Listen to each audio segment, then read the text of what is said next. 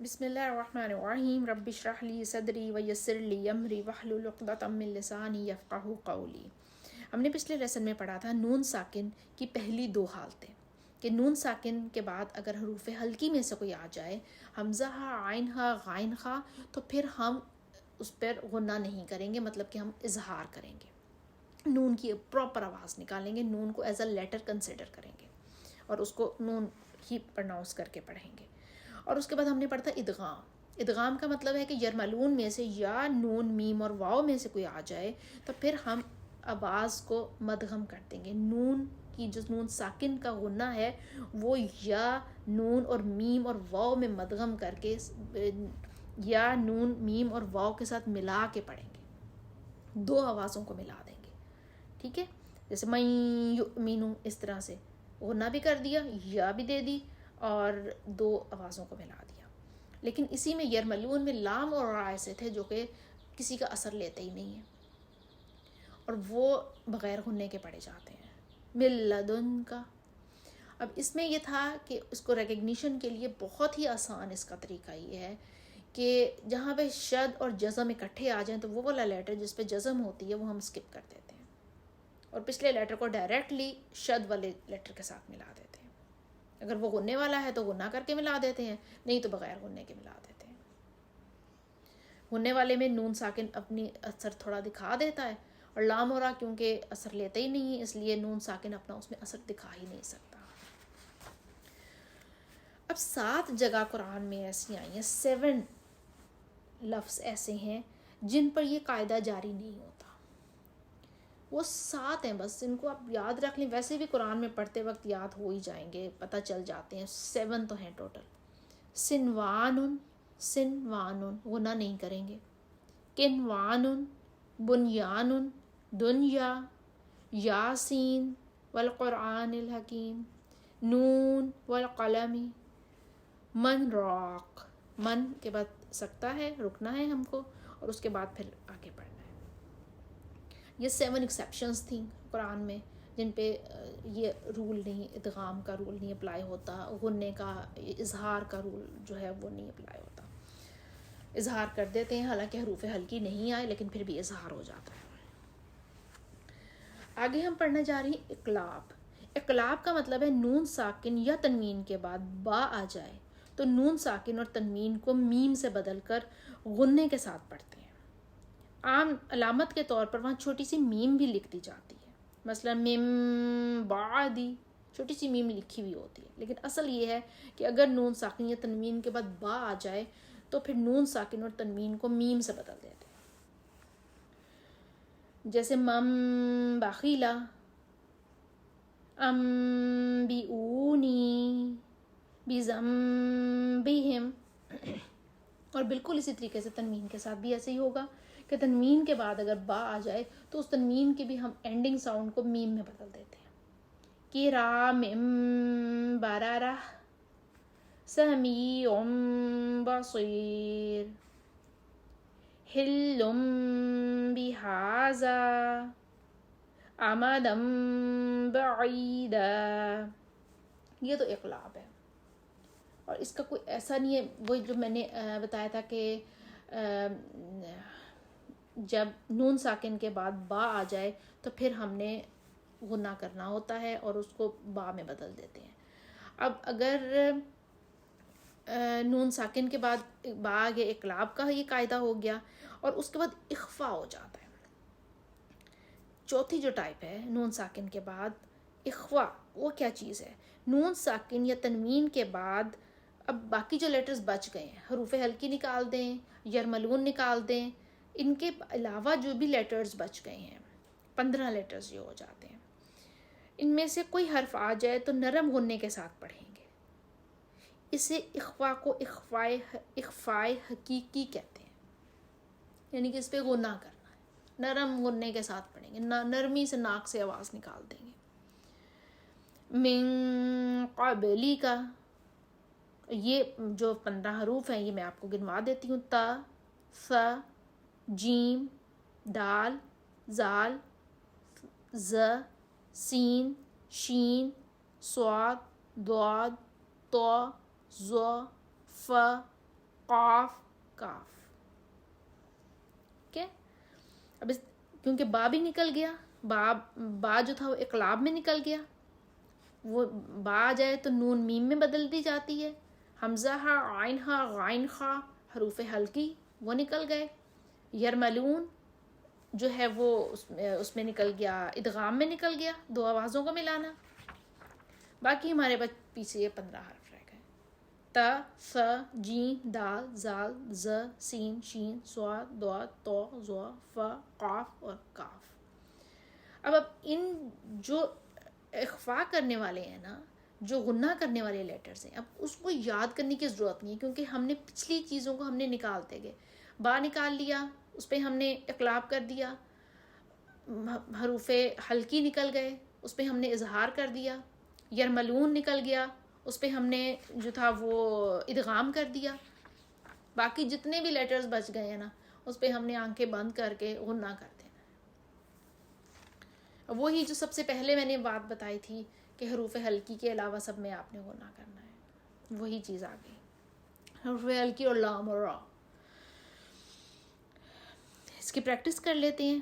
انزلنا کتب قیمہ انذرنا شیء قدیر رسول کریم فانصب بدم کذب عند تنسى أنت كنت أمة قد حبا جما. یہ ہو گیا. اس کے بعد یہ ہے کہ اب اس کے انہی سب چیزوں کے جو پریکٹس ورڈز ہیں وہ ہم دیکھ لیتے ہیں کہ ان کے کون کون سے پریکٹس ورڈز ہیں, وہ سارے ہم کر لیتے ہیں. یہ لیسن نمبر 11 ہے ہمارے اس قاعدے میں. انت اہدی بعد بطشا سعیا کنت لست امر بردن جمعا حبل خسر خلقا سبحا با قلقلہ ہو گیا, سبحا سبقا شأن. الف کے اوپر جزم آ جائے تو اس کو ہم نے تھوڑا سا جھٹکے سے پڑھنا ہوتا ہے. کس وجہ سے؟ کیونکہ الف کے اوپر جب جزم آ جاتی ہے تو الف نہیں رہتا, وہ حمزہ میں بدل جاتا ہے, اور حمزہ کی آواز کو نکالنے کے لیے ہم تھوڑی سی اس کو ج کی ساؤنڈ دیتے ہیں, تھوڑے سے جھٹکے سے پڑھتے ہیں. شأن صبحن ضبحن ہن, اس کو غنہ نہیں دینا. ضبحن عبدن, با پہ قلقلہ کرنا ہے لیکن غنہ نہیں دینا. عدن عشرن عصفن غرقن غلبن فصلن قدحن قذبن کأسن قدحن دال قلقلہ. لغون مسکن نخلن نشطن نفسن نقعن یسرن ابقا ترضا تنسى یخشا یسعى یتلو یدعو. اب قلقلہ لیٹر دال, آگے جیم بھی قلقلہ آ رہا ہے. تجری یہدی یا مدہ کے ساتھ ہے, یا سے پہلے زیر آ رہی ہے. یغنی القت امہل اقرا فرغب با قلقلہ فنصب نون پہ غنہ کریں گے کیونکہ آگے صاد ہے، حروف ہلکی میں سے نہیں ہے، لام را نہیں ہے. ونحر اظہار کر دیا، نون کو ظاہر کر دیا کیونکہ آگے حروف ہلکی آ گئے. اخرج ارسل اغطش افلح اکرم الحم انشر غنہ کر دیا. انقد دمدم عصعص اعبد نعبد یخرج یحسب یشرب یشہد ترحق تعرف اقسم یبدئ ینفخ ینقلب یوسوس ثقلت حشرت سطحت کشطت نشرت نصبت اثرنا وسطنا فرغت تأتون واو مد آ گیا. تا الف کے اوپر جزم تھا اس لیے ہم اس کو تھوڑا سا جھٹکے کے ساتھ پڑھیں گے حمزہ کی آواز نکالنے کے لیے. تأتون یسقون پہلے واو مدہ تھی، اب یہ واو لین ہے، واو سے پہلے زبر، واو ساکن سے پہلے زبر آ گئی. یسقون یفعلون یہ واو مدہ ہے، واو سے پہلے پیش آ گئی اور نون کو نہیں کھینچنا، آخر والی آواز اس کو ہم نے کھڑا زبر یا کچھ بھی اس پہ نہیں لگانا، اس پہ سمپل زبر ہے. یفعلون یعملون یعلمون یضحکون یکسبون یدخلون دال قلقلہ آ گئی.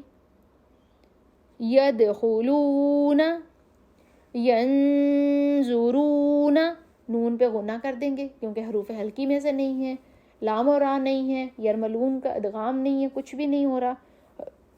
ینظرون اور اس طرح سے کر کے ہم اپنے اس کے پریکٹس ورڈز ہم اس کی پریکٹس کر لیں گے.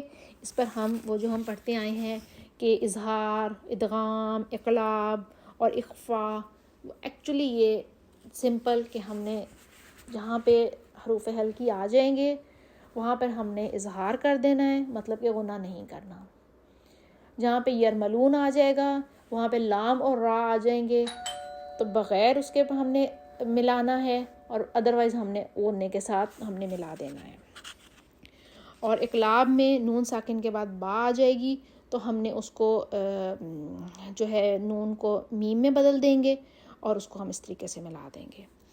اور اس کے بعد اخوا جو ہے باقی جو 15 لیٹرز رہ گئے ہیں وہ پڑھتے وقت ہم غنہ کر کے پڑھیں گے. یہ ہمارا آج کا لیسن تھا اور انشاءاللہ پریکٹس ورڈ جب ہم ہو جائیں گے، اس کی پریکٹس کر لیں گے تو ہمیں قرآن کو پڑھنے میں زیادہ آسانی ہو جائے گی اور زیادہ بہتر اور خوبصورت طریقے سے پڑھ سکیں گے انشاءاللہ تعالی. فی امان اللہ. السلام علیکم ورحمۃ اللہ وبرکاتہ.